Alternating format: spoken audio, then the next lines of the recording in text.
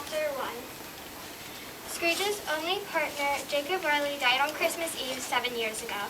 He was Scrooge's only friend and partner. Scrooge is a mean old man who has lots of money and is rich. Scrooge was also the only person to go to Marley's funeral other than the undertaker. Scrooge's office is a dark, lonely place filled with dark and depressing memories.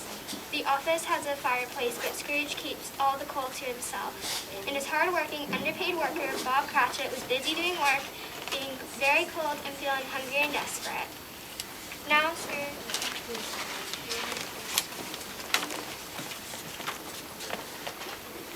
Merry Christmas, Uncle Scrooge. Bah, humbug. I'm sure you don't mean that, Uncle. Of course I mean it. Christmas is just a humbug. Uncle Scrooge, Christmas is the best time. It's all about giving and spending time with family and friends. Christmas is a time where you keep paying bills and realizing you're a year older. Now, you go do Christmas your way and I'll do it mine. There are better things than money in this world, and Christmas is one of them. It's for giving and good cheer. Would you like to come over for our Christmas dinner this year? Christmas has never helped make me money, and I don't have the time to go to a Christmas party. But Uncle, Out you go, and good evening. Scrooge slams the door on Fred. A few minutes later, two men walked in holding a clipboard with many papers.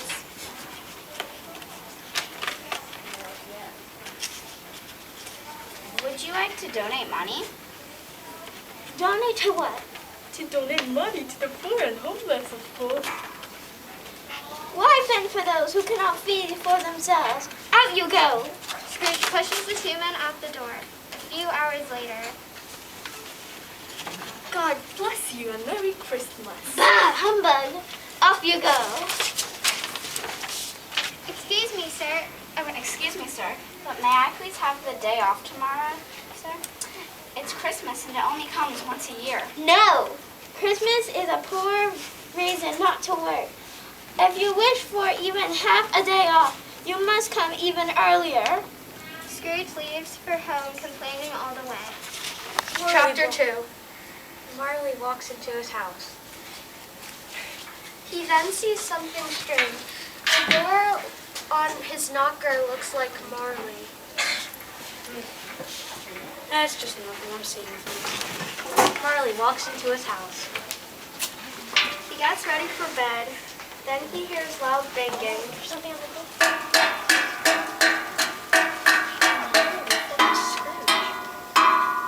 Scrooge walks into his house. Hello. Who are you? You should ask, who was I? Okay, then who were you? I'm your old partner, Jacob Marley, and I'm here to warn you about three spirits who are going to come and teach you a lesson. You can't be real. You're dead. I am dead, but I'm a ghost. I'm Jacob Marley's ghost. I don't think nothing of it. Nothing's really going to happen to me. It's not true. You see all these chains I have? Yeah. I made these out of cash boxes from when I was alive. I was selfish. And you are too. And if you don't change that, you're going to end up with these chains like I have, except for yours are going to be heavier and bigger. I suggest you change yourself, or you'll... I'm acting just as you did. Yeah, and my actions were not good. I don't think nothing of it. Nothing's really going to happen. It's not true. Well, I warned you. Chapter 3. When Scrooge woke up, it was dark. He could not see anything. The clock rang 12. Then he went back to bed. Marley's ghost had really bothered him. Ding dong, Quarter past. ding dong, Half past. ding dong, Quarter to. ding dong. 1 o'clock and still nothing. A spirit appeared. It looked like a child. Are you the spirit who can help me? I am. Who and what are you? I'm the ghost of the Christmas past. Please pass. your past. But why? You need to understand your past to change your future. Rise and walk with me. They went up into the sky and then the city disappeared. They walked along the road.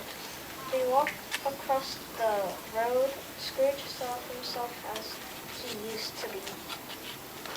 I wish, but it's too late now. What's the matter? Nothing. There's a boy at my door last night and I should have given him something. Let's see another Christmas. I have little time, so we must hurry. Scrooge saw himself as a young man sitting next to a girl. The girl was crying. You once loved me, but that love is gone and all you want is money. But there's nothing worse than being poor. There is a world without love. But love can't put food on the table. You fear the world too much. You do not need me. May you be happy in the life you have chosen. Girl leaves. The ghost explains that these are his memories. The spirit and Scrooge leaves his past. Chapter 4. Scrooge was not much of a brave man, but his two other visitors brought him courage. Scrooge was prepared for anything. A lot of time went by, and Scrooge became nervous. Scrooge's room started to become filled with screams. Then Scrooge saw a great fire going up the chimney. Heaped up on the floor, Scrooge saw a throne of Christmas food. On the throne there was a giant holding a torch. Come in. Welcome, Scrooge. I am the ghost of Christmas present. Touch my coat. Then all the food, room, fire, reddish light, and the hour of night, and they stood in the streets on Christmas morning. People were trying to get rid of the snow. There was nothing cheerful at the corner of the Yet there was cheerfulness in the air. Scrooge and the spirit walked down the street to Scrooge's clerk, Bob Cratchit's house. They were not very well dressed. Their house wasn't just comfortable furniture.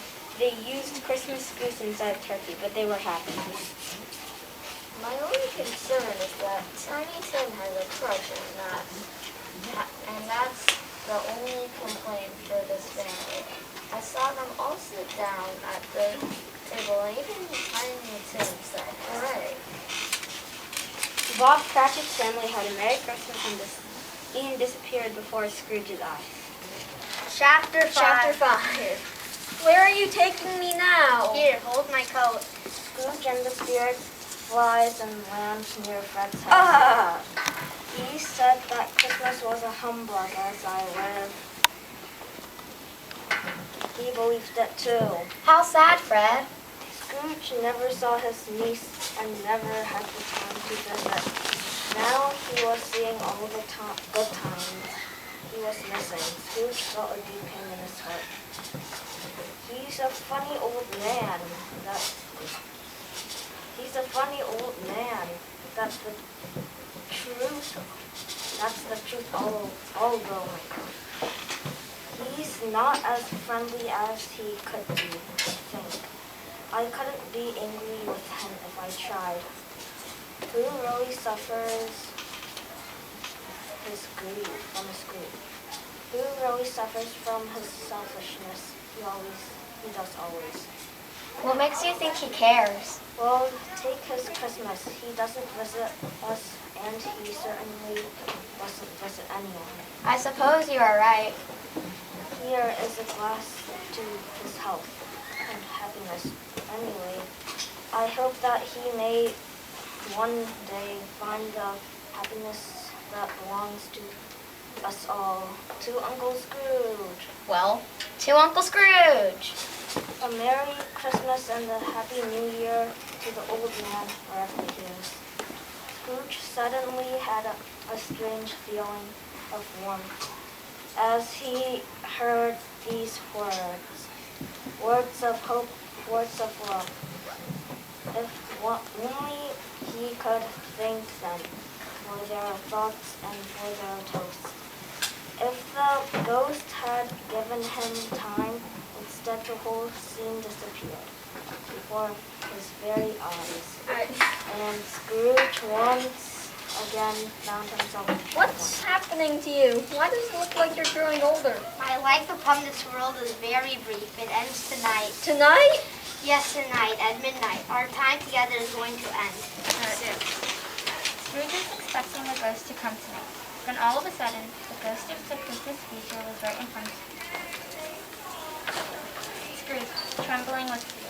He was a tall, black, scary figure and was creepily staring at Scrooge. Are you the ghost of Christmas future? Don't you do anything. I will change the way I act. The ghost pointed towards the window. Scrooge then touched the ghost's cape into the future. They flew onto a narrow street and saw some businesses.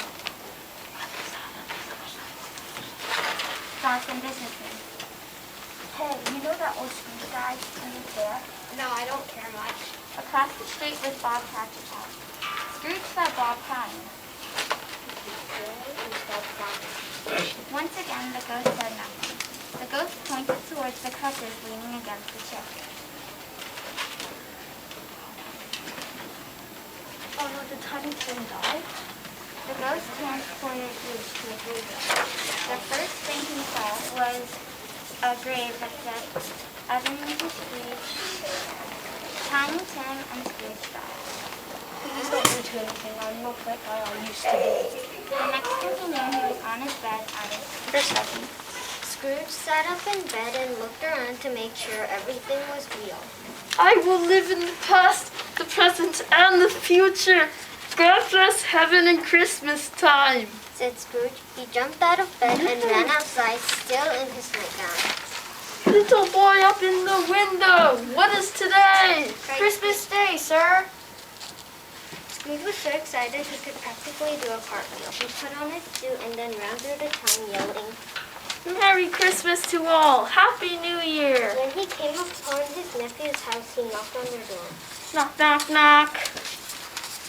Uncle, you came. Of course I came. Scrooge had so much fun, he couldn't believe he had missed This event before. Next morning, Scrooge thought to himself, I can still get to the office in time to surprise Bob. And so he did. When Bob came late, Scrooge said in an angry voice, Do you know what time it is? I'm sorry, sir. Then Scrooge said, Come here if you please. It's only once a year, sir. Please, it will never, ever happen again. Then Scrooge did the unthinkable. I'm going to raise your salary. Said Scrooge. Bob was so surprised he didn't know what to say. Thank you, sir. Now I will be able to support my family. And so as Tiny Tim once said. God bless us, everyone.